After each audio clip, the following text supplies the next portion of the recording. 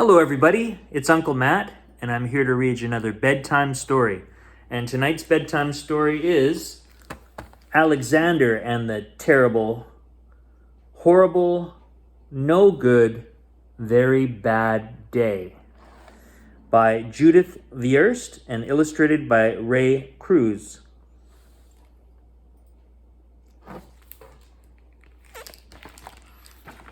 This book was first copyright in 1972, and this special edition was copyright in 2009.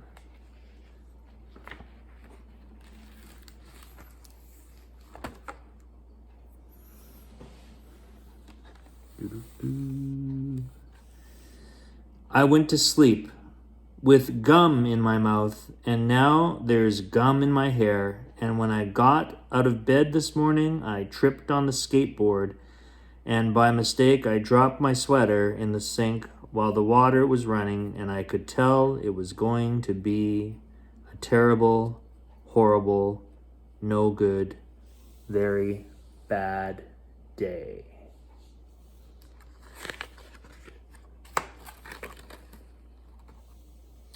At breakfast, Anthony found a Corvette Stingray car kit in his breakfast cereal box, and Nick found a junior undercover agent code ring in his breakfast cereal box. But in my breakfast cereal box, all I found was breakfast cereal.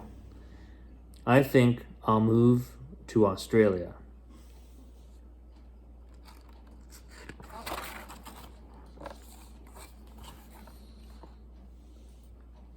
In the carpool, Mrs. Gibson let Becky have a seat by the window.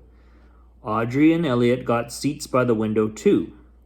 I said I was being scrunched. I said I was being smushed.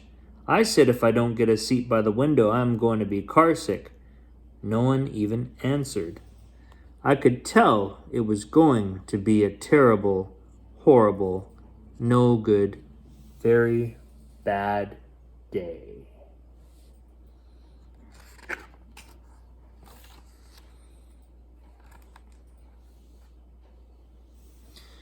At school, Mrs. Dickens liked Paul's picture of the sailboat better than my picture of the invisible castle.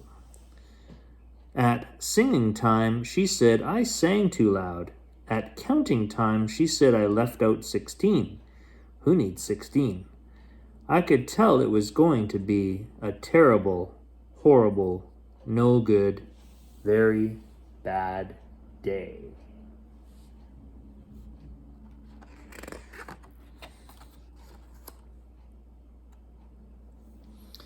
I could tell because Paul said I wasn't his best friend anymore.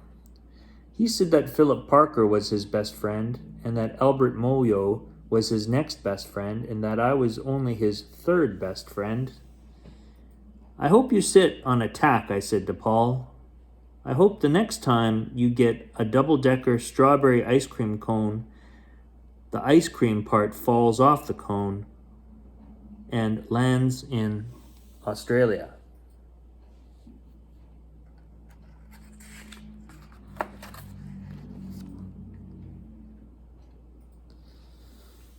There were 2 cupcakes in Philip Parker's lunch bag, and Albert got a Hershey bar with almonds, and Paul's mother gave him a piece of jelly roll that had a little coconut sprinkles on top.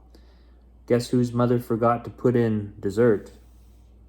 It was a terrible, horrible, no good, very bad day.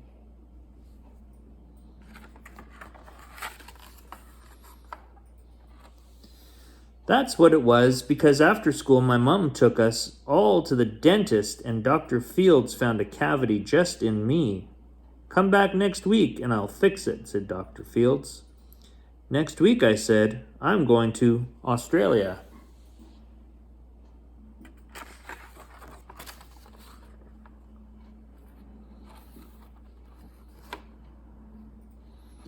On the way downstairs, the elevator door closed on my foot, and while we were waiting for my mom to go get the car, Anthony made me fall where it was muddy. And then, when I started crying because of the mud, Nick said I was a crybaby and...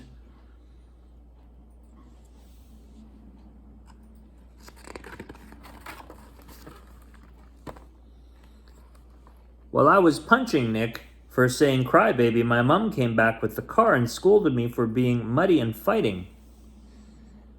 I'm having a terrible, horrible, no good, very bad day, I told everybody. No one even answered.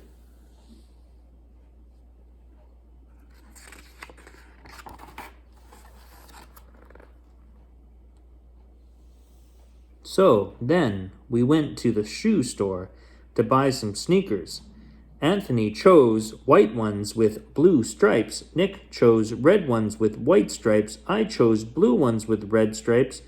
But then the shoe man said, "We're all sold out. They made me buy plain old white ones, but they can't make me wear them."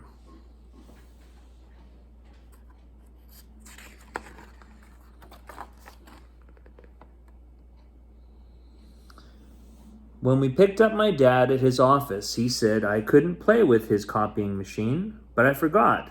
He also said to watch out for the books on his desk, and I was careful as could be, except for my elbow.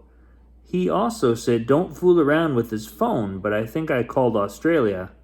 My dad said, please don't pick him up anymore. It was a terrible, horrible, no good, very bad day.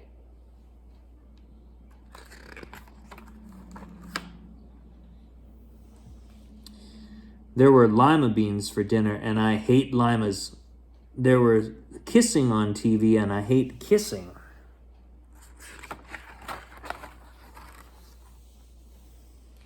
My bath was too hot. I got soap in my eyes, my marble went down the drain, and I had to wear my railroad train pajamas. I hate my railroad train pajamas.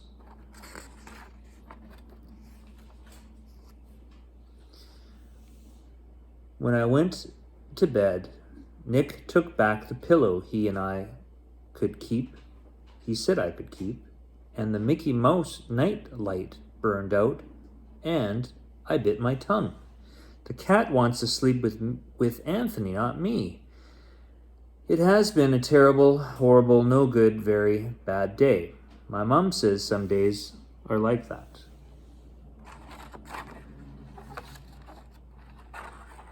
Even in Australia. Well, that's all the time we have for Uncle Matt's bedtime story. I hope you enjoyed that story, and I'll see you next time. Goodbye.